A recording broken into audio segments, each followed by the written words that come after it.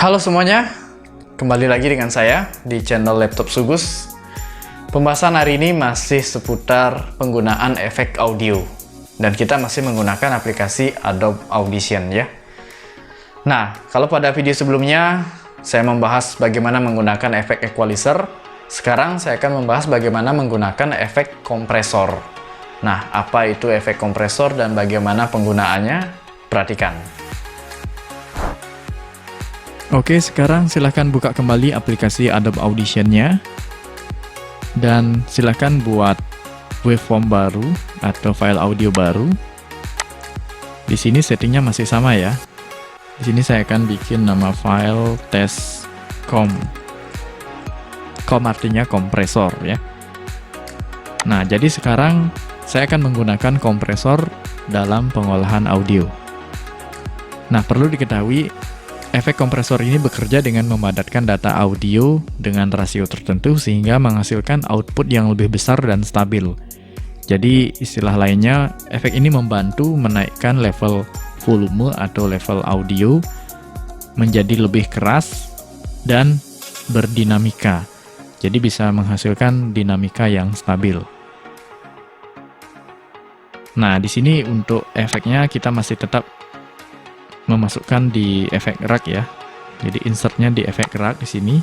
Untuk kompresor itu ada di kategori amplitude and compression. Nah, di sini ada banyak pilihan, ada yang single band, ada yang multi band. Nah, sekarang saya akan membuat rekaman suara untuk bahan editing menggunakan efek kompresor. Halo, proses rekaman saat ini digunakan untuk proses editing menggunakan efek kompresor. Nah, perlu diketahui, data mentah dari audio yang saya buat selama ini untuk mendukung konten-konten video saya, ya seperti ini ya. Jadi, grafik audionya masih rendah, volumenya masih kecil. Kita coba dengarkan ya.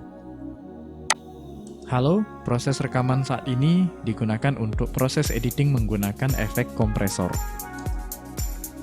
Nah, jadi masih lemah ya. Volumenya masih kecil. Nah, di sini peran efek kompresor untuk memaksimalkan data audio. Nah, kalau hanya ingin mencari level volumenya yang keras, kita cukup menggunakan fitur amplify yang ada di waveform audio ini ya. Contohnya seperti ini. Nah, jadi kita menaikkan level volume sehingga grafiknya juga berubah ya, lebih tinggi. Nah, ini hanya memberikan efek volumenya saja, menaikkan volume saja, tidak memberikan kestabilan dan dinamika. Nah, penggunaan efek kompresor ini bisa memberikan kestabilan dan dinamika yang lebih baik. Oke, sekarang kita ambil efek kompresor di efek rack, masukkan di slot 1. Cari di kategori amplitude and compression. Di sini saya akan ambil contoh menggunakan single band kompresor. Nah, ini ada pengaturannya, ada threshold, rasio, attack, release, output. Nah, di sini threshold ini seberapa maksimal nanti kompresornya bekerja ya. Kemudian rasio ini perbandingannya, ada attack dan release untuk timingnya. Kemudian terakhir ada pengaturan output. Nah, kalau bingung pakai saja preset yang ada. Di sini misalnya saya ambil contoh preset vocal attack. Nah, kalau mau di custom nanti kalian tinggal atur output gain-nya saja. Jadi ini adalah batasannya ya. Oke, kita play dulu ya. Perhatikan input dan output. Input ini yang data asli ya. Outputnya ini sudah melewati efek kompresor. Halo, proses rekaman saat ini digunakan untuk proses editing menggunakan efek kompresor. Nah, sekarang kita bandingkan ya. Saya akan matikan efeknya. Play lagi. Halo, proses rekaman saat ini digunakan untuk proses editing menggunakan efek kompresor. Nah, itu ya perbandingannya. Nah, kalau sudah, kita klik apply sama seperti sebelumnya. Ya. Jadi ini yang dihasilkan. Nah, kalau misalnya kurang puas, masih kurang maksimal, kita bisa mengatur di outputnya. Di sini dari peralatan yang saya gunakan menghasilkan data audio aslinya secara original seperti ini. Saya biasanya menggunakan di angka 24. Nah, di sini saya apply. Ya, seperti itu.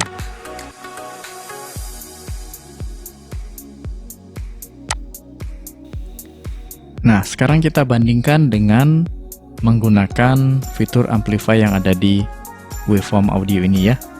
Jadi ini hasil menggunakan efek kompresor.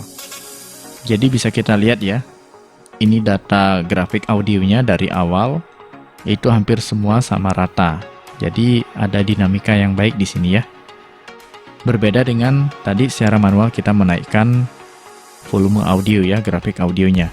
Sekarang kita bandingkan, saya akan undo dulu. Nah, di sini saya akan naikkan seperti itu. Ya, kita bisa lihat di sini grafik audionya masih belum rata ya, karena ini hanya menaikkan volume secara global, tidak memberikan tekanan dan dinamika pada semua data audio. Jadi berbeda dengan menggunakan efek kompresor. Nah, ini ya. Nah, memang secara kasar tidak begitu terdengar perbedaannya ya, tetapi pada data tertentu akan sangat jelas terdengar.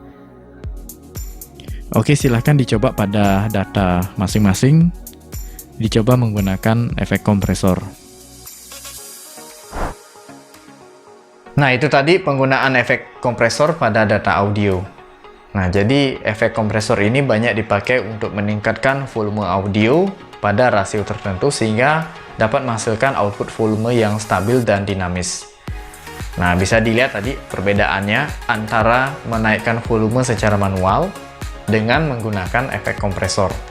Jadi, secara visual grafik audionya berbeda ya. Nah, silahkan dicoba pada data audio masing-masing ya. Semoga hasilnya bisa lebih baik.